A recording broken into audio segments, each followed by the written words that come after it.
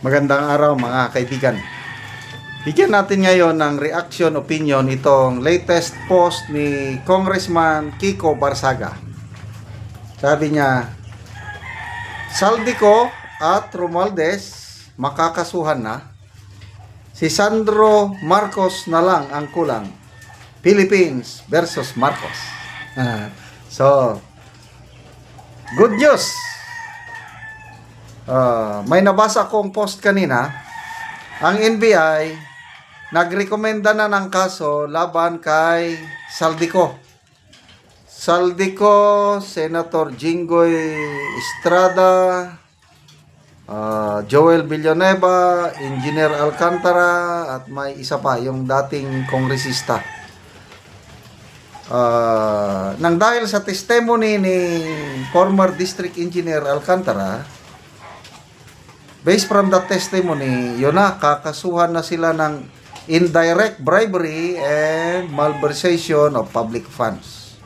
Okay, so, Saldico, kasama na siya doon.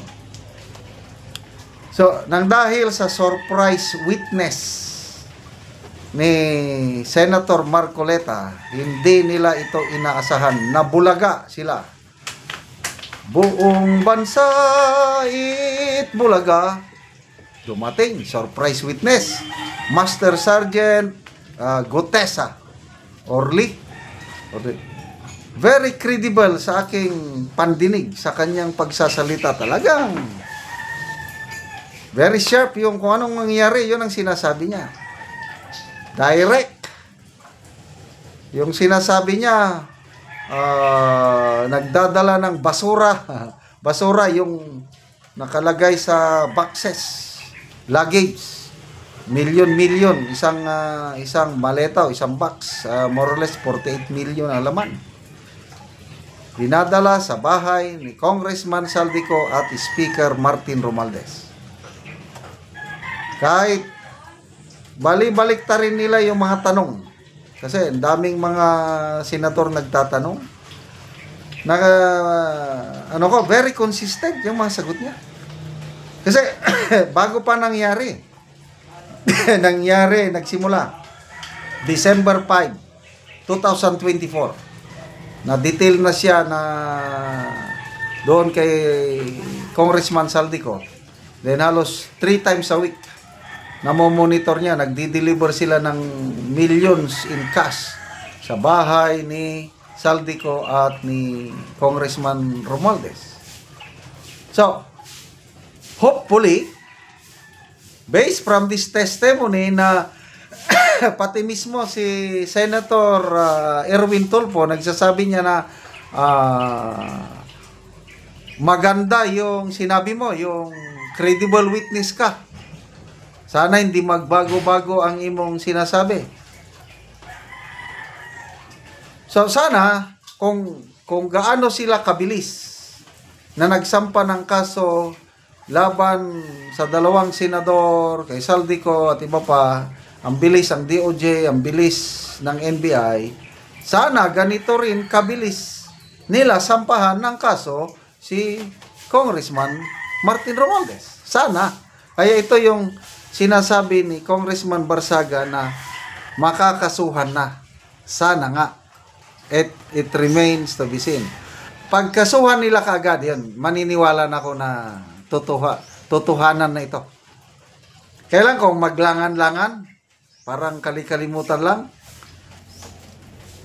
Ulitin ko, napakabilis. Nagsalita ngayon si D.E. Alcantara, yung last hearing. Pagkahapon, nag-announce na si Secretary Mulya, sasampan na ng kaso.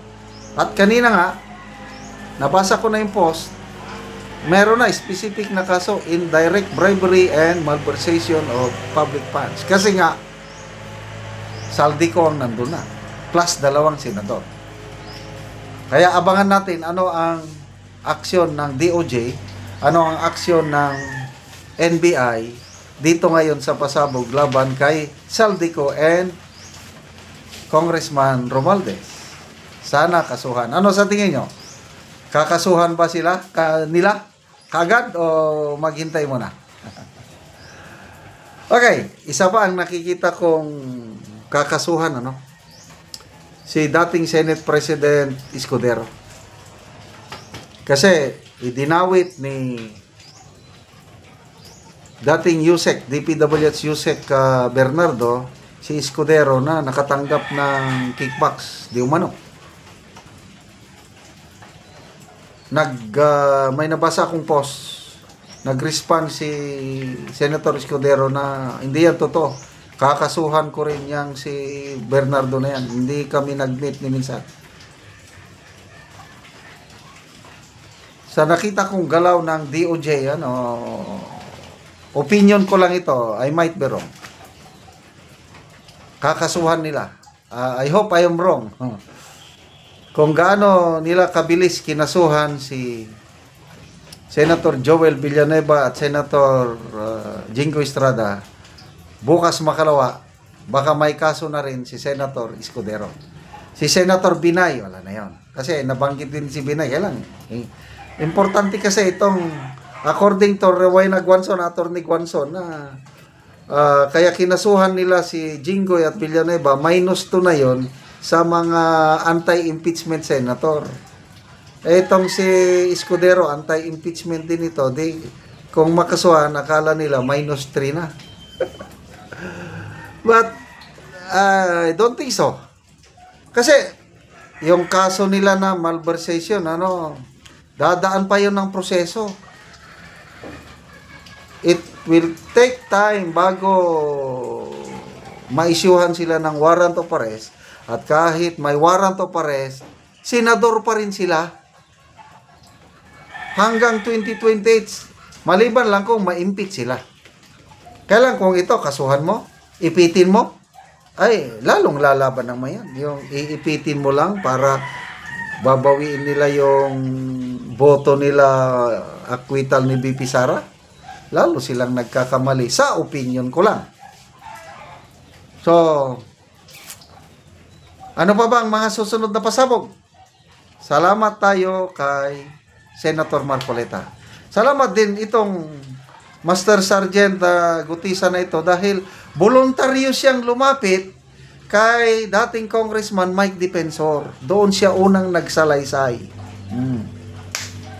So si Mike Defensor naman, dating Marcos loyalist, kinalimutan niya na yung color sa politika.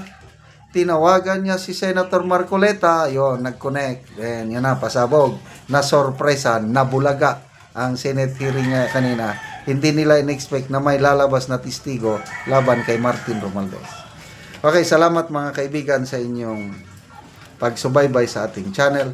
Nakakatulong kayo ng malaki sa Tribong Talandig ng Bukidnon dahil ang sweldo natin sa channel na ito, pantulong natin sa tribo.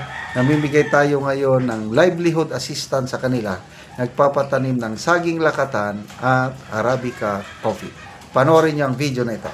Ano ko sa saging lakatan ni Manoy Sidrino nga namunga na. So muna ni ang iyang saging lakatan nga namunga na iyang pagapotoson para nga sinaw ug maayo ang iyang bunga. So pila na Manoy kasipi gani Manoy? Siyam. So daghan gyud ang iyang bunga kay siya manggid ka sipi.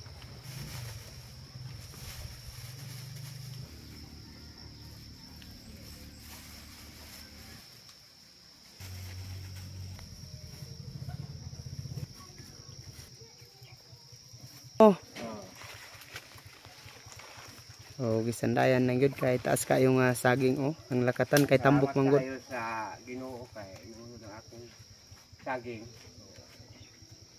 Dako kaya salamat sa Kay naman salamat sa nagsuporta nga mapadayon among pagpananom. Salamat kayo sa nagsuporta. Padayong ang atong pagpananom, so salamat gid kay sa Ginoo nga namunga na among saging lakatan ug karon na nasad ko sa saging lakatan ni Manoy Iking. So siyam gyapon ni siya ka sipi. So daghang gyud ang mga bunga sa among saging lakatan.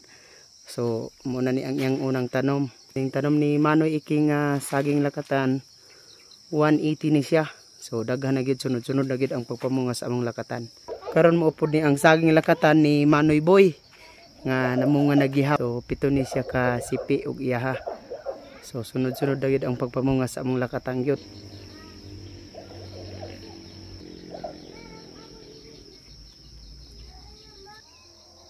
Ang among lakatan namunga na. Salamat gid sa Ginoo. Salamat sa nagsuporta. Salamat po. Karon mo pod ni ang among saging lakatan nga namunga na. So salamat kay sa Ginoo sa suporta.